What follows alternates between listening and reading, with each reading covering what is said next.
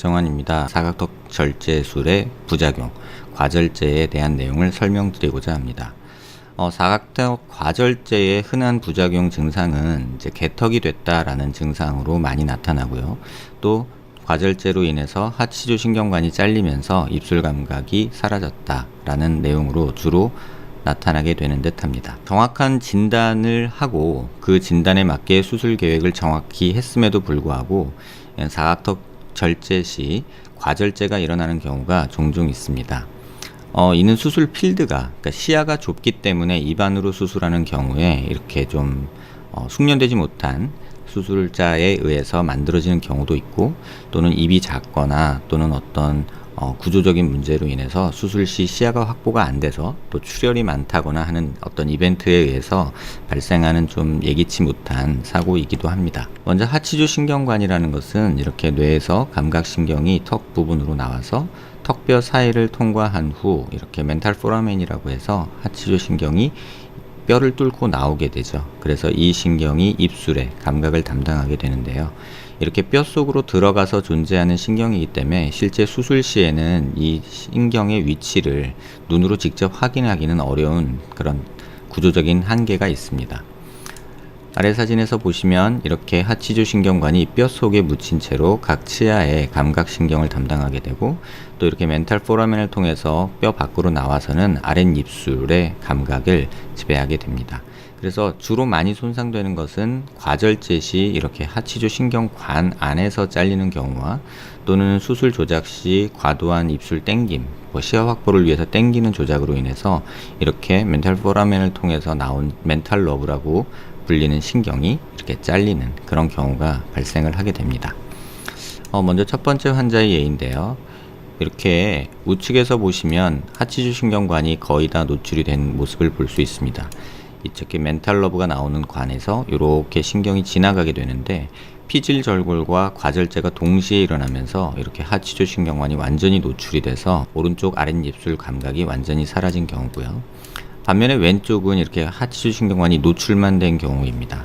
옆에서 보시면 이렇게 노출만 돼서 이렇게 하치조 신경관 뼈로 덮지 못하고 이렇게 노출된 경우인데요. 이러한 경우에는 손으로 치거나 또는 턱을 괴는 동작이나 이런 동작, 압력이 가해졌을 때 신경이 예민해져서 이렇게 통증이 유발되거나 또는 전기가 오듯이 찌릿한, 이빨이 시린 듯한 느낌을 만들게 됩니다. 두 번째 보실 환자의 경우는요.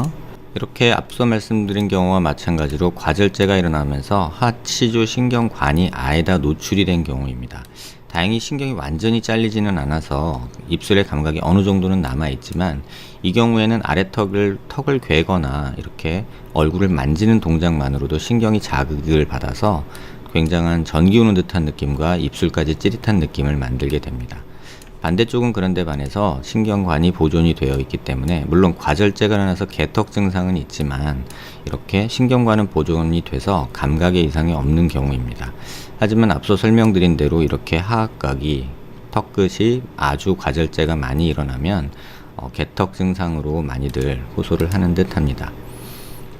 세 번째 보실 환자분의 내용은요. 마찬가지로 하치조 신경관이 완전히 잘린 그런 경우입니다. 옆에서 보시면 신경이 지나가는 하치조 신경관의 시작 부위와 끝 부위는 보이고, 멘탈 러브가 나오는 이 부위, 멘탈 포라멘이 거의 노출이 된 경우를 볼 수 있는데요. 이런 경우는 이 중간 부위의 하치조 신경관이 아예 잘려서 이쪽 부위는 아랫입술, 오른쪽 아랫입술은 입술 감각이 아예 없는 경우죠.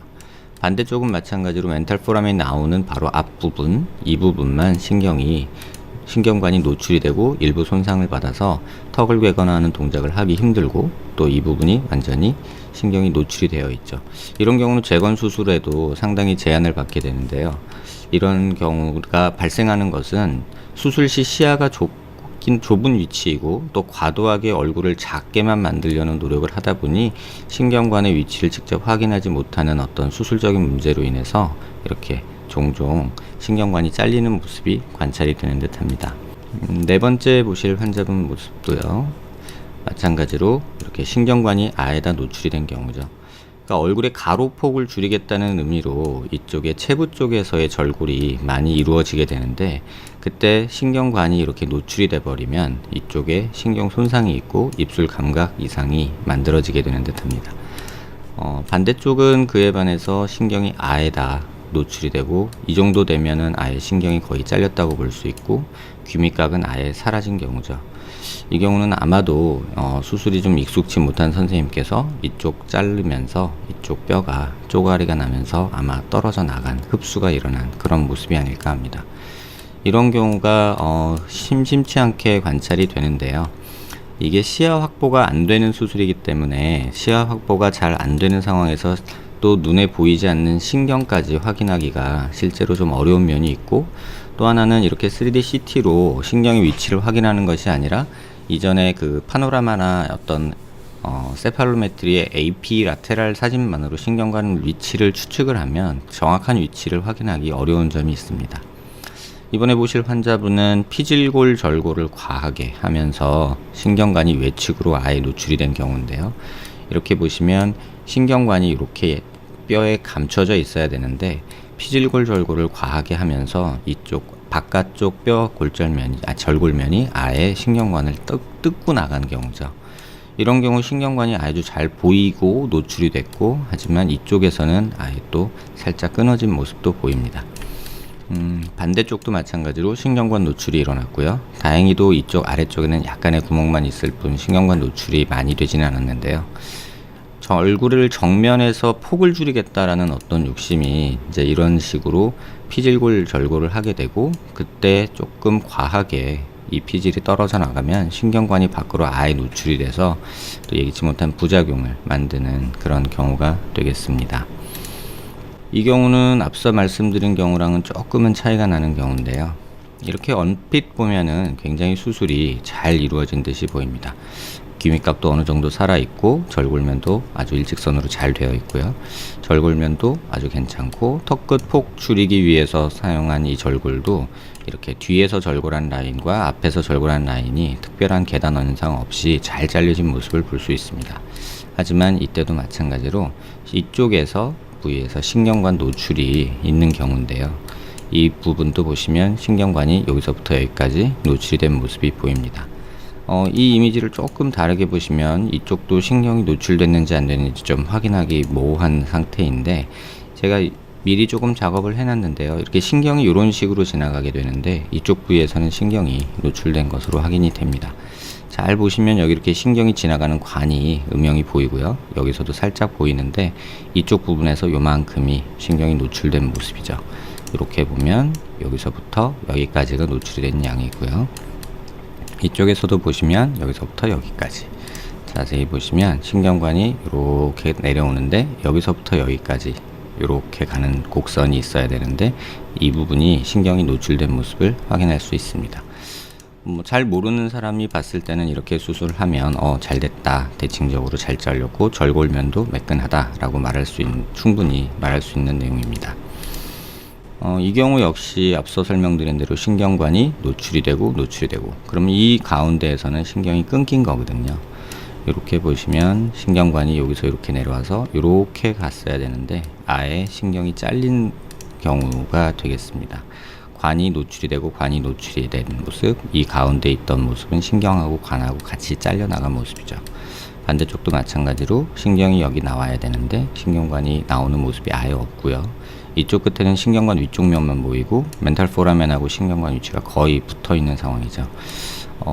이런 경우는 아마도 수술할 때 이 신경 위치를 확인을 아예 못 하시고 또 수술할 때 수술 그 시야가 거의 확보가 안 된 채로 수술을 진행이 된 게 아닌가 생각이 됩니다.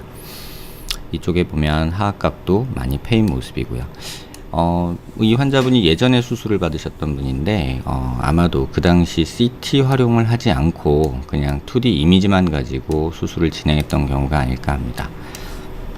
이 환자분도 마찬가지로 그렇게 과절제가 된 듯이 보이지 않지만 이렇게 보면 여기도 신경관이 노출이 돼 있고요. 반대쪽도 보면 이쪽에 위쪽에서 신경관이 이렇게 노출이 되고 이렇게 그 관이 노출이 되면서 절골면에서 보이는 모습이 관찰이 되고요. 반대쪽에서 보면 그렇게 많은 부분은 아니지만 이렇게 살짝 노출된 모습이 관찰이 됩니다. 이번 경우도 마찬가지로 턱끝 절골하고 길이 연장을 위해서 뼈 이식까지 되어 있는 모습입니다.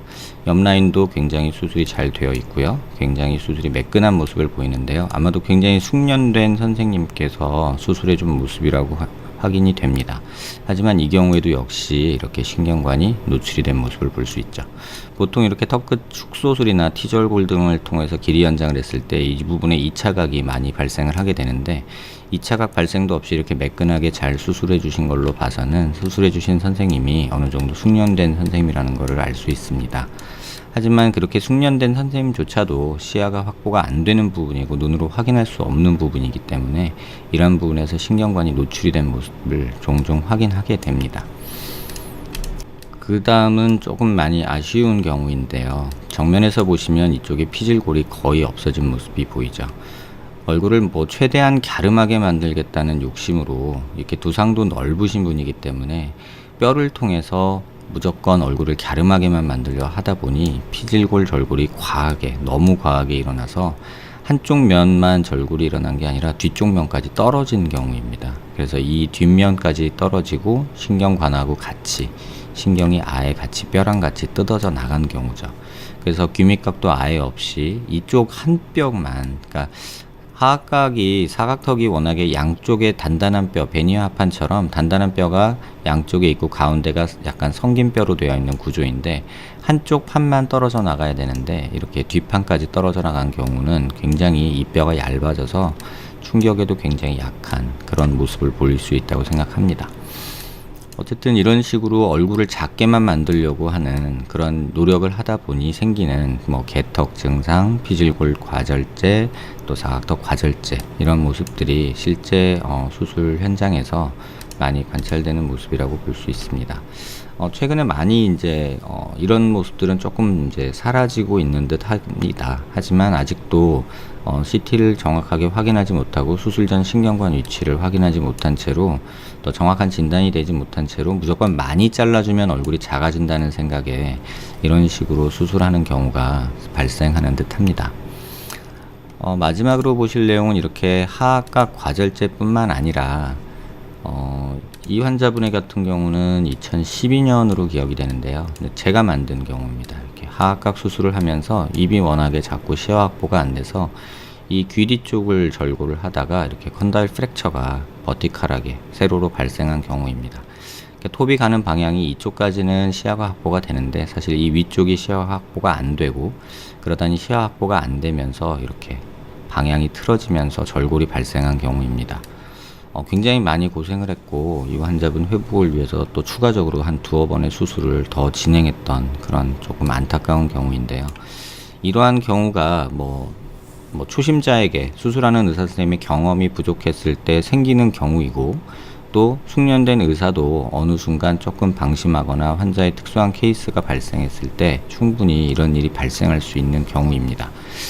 그래서 지금 최근에 제가 고민하고 지난 한 3개월간 조금 준비했던 내용이 이러한 것들을 또 숙련됐던 숙련되지 아니한 선생님이든 좀 예방할 수 있는 어떤 장치를 만들어 보려고 했습니다. 그래서 지금 이 내용이 이렇게 하악각 과절제를 방지하기 위한 입안에 삽입해서 절골면은 절골 라인을 이렇게 가이딩 해주는 수술 가이드라고 하는데요. OPAID라는 이름으로 제작을 하고 있고요. 조만간 시판을 할 예정입니다.